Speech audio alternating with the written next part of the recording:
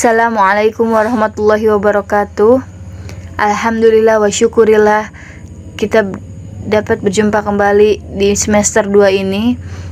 Kali ini Ibu akan membahas materi pengertian qada dan qadar, atau beriman kepada qada dan qadar. Beriman artinya kita percaya dan meyakini dengan sepenuh hati. Secara bahasa, qada memiliki pengertian, yaitu hukum, keputusan, ketetapan, dan kehendak. Secara bahasa, qadar artinya kepastian, ukuran, kekuasaan, perwujudan dari kehendak. Secara istilah, qada artinya ketetapan Allah terhadap segala sesuatu sejak zaman azali, yaitu zaman segala sesuatu belum tercipta. Qadar menurut istilah ialah perwujudan kehendak Allah Subhanahu wa taala terhadap semua makhluknya dalam ukuran dan bentuk-bentuk tertentu. Terdapat dalam hadis riwayat Bukhari dan Muslim. Dalam hadis ini menjelaskan bahwa jenis kelamin, sengsara atau bahagia, rejeki, ajal itu telah Allah tentukan sejak manusia di dalam kandungan ibunya.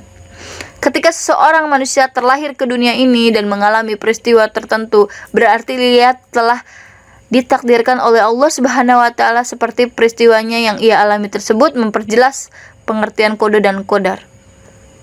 Jadi, kita sebagai anak tidak bisa memilih terlahir dari ibunya siapa, ayahnya siapa, karena itu semua sudah ditetapkan oleh Allah. Seperti kematian, adanya alam semesta, pagi, siang, dan malam, semua itu sudah menjadi ketetapan Allah. Berdasarkan contoh di atas, dapat diketahui bahwa antara qada dan qadar tetap berhubungan erat, merupakan suatu kesatuan. Qada merupakan ketentuan atau kehendak Allah, sedangkan qadar merupakan perwujudan. Qada dan qadar biasa dikenal dengan istilah takdir. Beriman kepada qada dan qadar merupakan rukun iman yang keenam. Iman kepada qada dan qadar dalam ungkapan sehari-hari lebih dikenal dengan sebutan iman kepada takdir.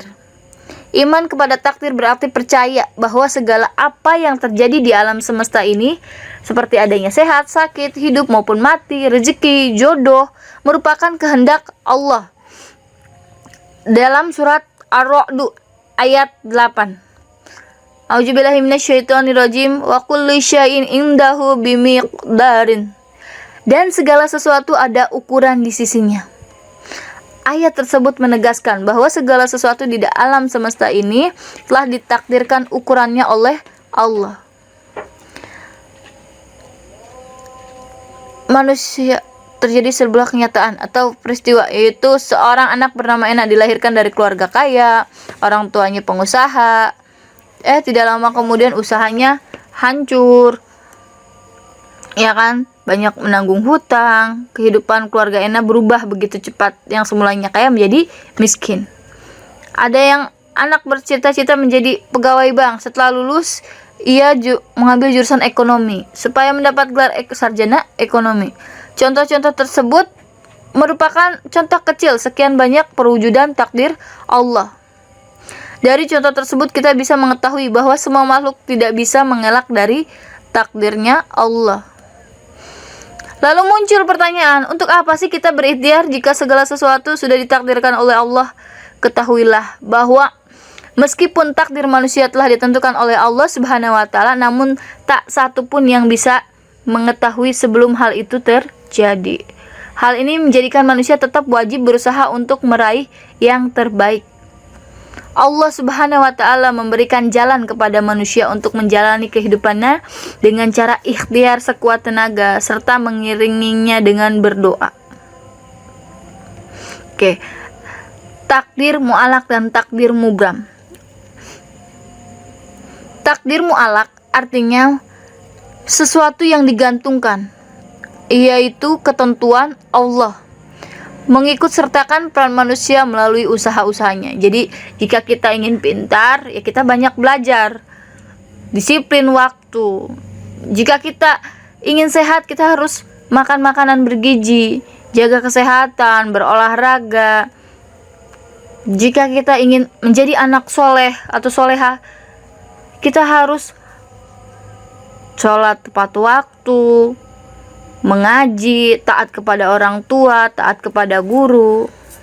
Salah satunya lagi, jika ingin kita makmur, kita harus sehat, rajin menabung, berhemat, tidak bermalas-malasan. Seseorang yang beriman kepada qada dan qadar akan tercermin dalam kehidupan sehari-hari. Di antaranya ia tidak akan berpangku tangan atau malas-malasan. Dia pasti akan giat. Apalagi kita sudah kelas 9. Jika kita ingin lulus mendapatkan hasil yang terbaik, kita harus berusaha. Belajar, disiplin, mengerjakan tugas tepat waktu, tidak mengeluh, bersyukur dengan semua keadaan ini.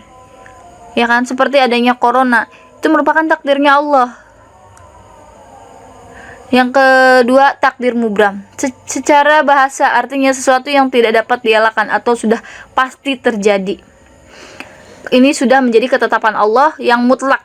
Contohnya yaitu jenis kelamin manusia. Kamu terlahir sebagai laki-laki atau kamu terlahir sebagai perempuan, itu kita tidak bisa memilih. Itu semua sudah takdirnya Allah. Api panas, bumi bulat, gaya gravitasi, terjadinya hari kiamat, itu merupakan contoh dari takdir mubram. Kapan ajal menjemput dan di mana tempatnya, semua sudah ditentukan oleh Allah Subhanahu wa taala. Jika sudah tiba saatnya ajal menjemput, semua orang tidak bisa mengelak atau tidak bisa lari, tidak bisa diundur, tidak bisa dimajukan, karena semua sudah menjadi ketetapan Allah. Dahsyatnya manfaat beriman kepada qada dan qadar. Yang pertama, bisa menenangkan jiwa. Kedua, senantiasa bersikap sabar dan syukur. Apapun yang Allah telah takdirkan kepada kita, kita bersyukur. Kita bersyukur terlahir dalam keluarga yang sederhana, bersyukur orang tua kita lengkap, bersyukur apapun itu. Menumbuhkan sifat optimis. Kita harus yakin bahwa kita bisa meraih cita-cita sesuai dengan ikhtiar kita, doa kita terhadap Allah agar mencapai hasil yang lebih baik.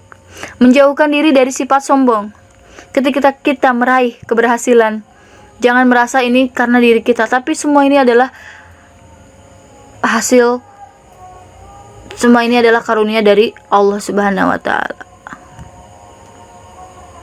Demikianlah materi hari ini, semoga bermanfaat. Selebihnya ibu mohon maaf. Assalamualaikum warahmatullahi wabarakatuh.